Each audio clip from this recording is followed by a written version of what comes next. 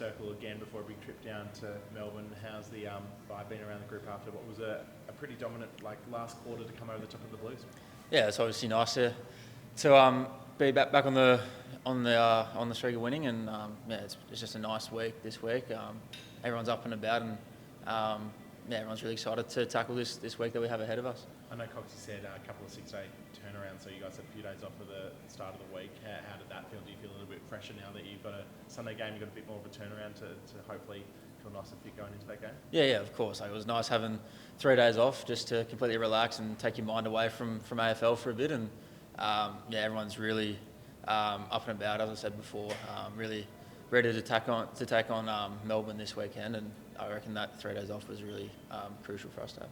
Did that last quarter feel like some of the best footy the teams we played all year in terms of generating a bit of momentum, getting a bit of a roll on, and then also applying the pressure on the scoreboard? Yeah, it was. I reckon probably the second half of the game was massive for us. We went wrong in a few areas in the first half, and Coxie in the second half, pretty much at half time, just told us there is where we went wrong, and we did well to rectify that in the second half and showed on the scoreboard. And it was really team-based performance, I thought, in the second half.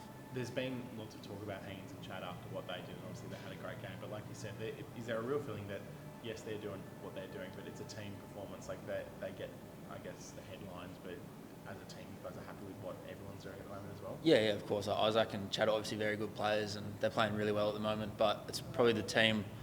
I'm not taking anything away from them. They're really good players, but the team are allowing them to do what they're doing. A few boys playing selfless roles. And as I said before, it just allows them to do what they do best, and at the moment they're playing their best footy. Yeah, he's doing well. He's got a training session today. If he gets through that, I think it would be a big chance to play. Obviously, the coaches need to pick him still, but he's tracking really well, and all the work that he's done this period when he's been off injured, he's really set himself up well to come back. Is it hard watching your captain just grounded out in the rehab group all year and sort of doing his own thing on the training track?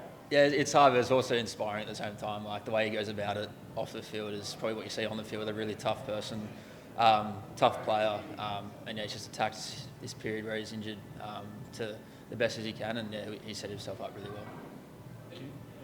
Can you talk about Callum's leadership? Like, there's been a few external people in the media who don't get to see what he does here. You might go, why is he still captain, all that sort of stuff. But to you, what makes Cal such a good captain? Probably how involved he is in the club is what makes him such a good leader and captain of this club. Like, he's always sitting in meetings with Cocker and just with all the leaders, and then with all the younger boys, really wants to thrive, or make them thrive, gives them so much input and improvement points, and it's just always team first. It's never about him. He's just a really good person around the club, and probably why we voted him captain. And I guess it's probably something as well where it's like you guys want to get around him now, so once he gets back on the field, he feels that value. Yeah, of course. It's nice that he is close to returning, and if he gets through this session, he'll, as I said before, the coaches will have a tough thought, and it's awesome to have him back, and I'm sure when he is back, everyone will get around him. Obviously, Coxie mentioned last week that a little bit of a message sent to the group by making Ollie the sub and then Hayden jumping out of the team, sort of saying, make sure everyone's playing at their right level, performing on the field.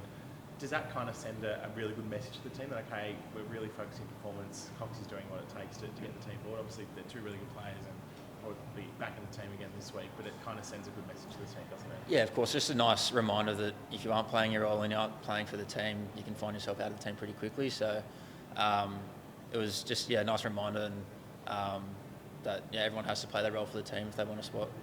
Tay Adams as well, someone who could be coming back in this week, I think had 30 odd in the VFL. What does he bring if he comes back in? I know he only had that first game against Brisbane, where he the first one before that where he did his hammy. Just to get him back gives a bit more experience to that midfield as well. It's probably a bit what you get with Callum as well, like that off-field, what you see off-field is just there to help as many people as he can. Like, he's a very experienced player, knows a lot about his footy, and while he's been injured, he's been helping all the young boys in the VFL and even the young boys in the AFL. He's just helping everyone, and he's probably attacked his off-period where he has been injured pretty much the same as Cal, so they're both very driven athletes, and I'm sure he'll be right to go pretty soon as well. Are you happy with your output? I mean, your numbers are pretty good, 8 goals already for the year. Are you happy with what you're doing out there?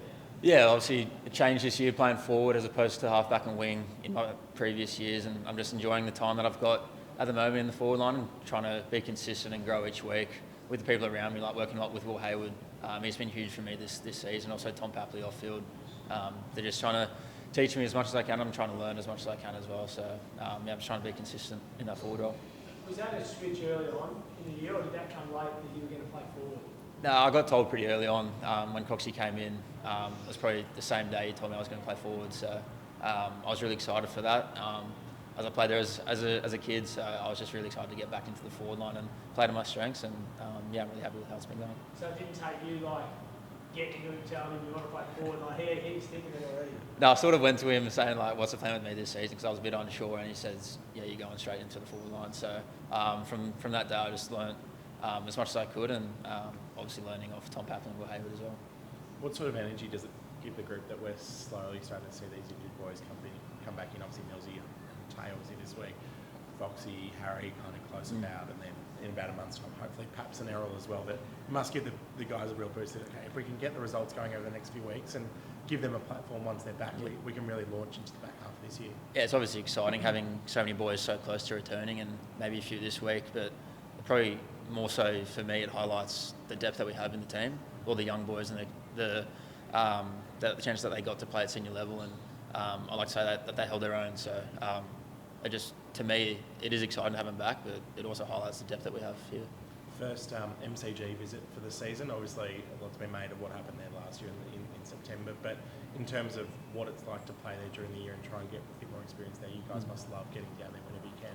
Yeah, it's obviously a massive stadium. It's just enormous atmosphere every time we play down there. I enjoy playing down there, and so do all the boys. It's something we don't get to do very often. It's the first time this season, but everyone's excited to play down there in what will be a big ground. Is it something spoken about much, the idea of how different it is playing at the MCG, or is it kind of just another thing, especially for someone like you who's played a few games there now? Not really. Like at the end of the day, it's just a game of AFL. You get loud games everywhere you go. Like SCG last week was probably as loud as I've ever heard it. So there's not too much different about it. Yeah, it's a bigger ground, but at the end of the day, it's just a game of footy.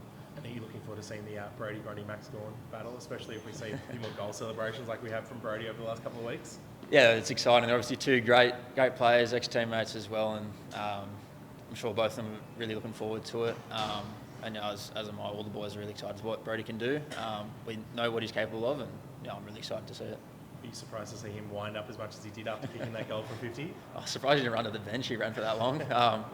He's been awesome this season. That goal probably caps off what his performance on the weekend and what he's done this season. So it's really nice to see him get up and about, and it's just an awesome moment for him. Right, just a left field one. Obviously, you grew up in Sydney playing footy here. At the moment, it rains, footy's cancelled, Victory here in Sydney. It seems to be a Sydney thing. You got any thoughts on, does it need a change, or what it's like growing up here, getting washed out every second week? I reckon councils are pretty quick to close the grounds, but just pretty much let everyone play footy is what I want to say. Went back to my local club on the weekend and watched them play footy, and everyone was there, just really enjoying it. So maybe the councils let the grounds open for a bit longer. Might be nice. Some of the best memories when you got mud caked all over you, isn't it? Yeah, absolutely. It wasn't actually too muddy back at the local ground, but yeah, as I said, it was just really nice to get back there. And maybe one on Ange. What did you make of Tottenham this morning? Yeah, it's awesome for Big Ange. Got up early and watched the game, and yeah, it's awesome for him and also Australia in the world of soccer.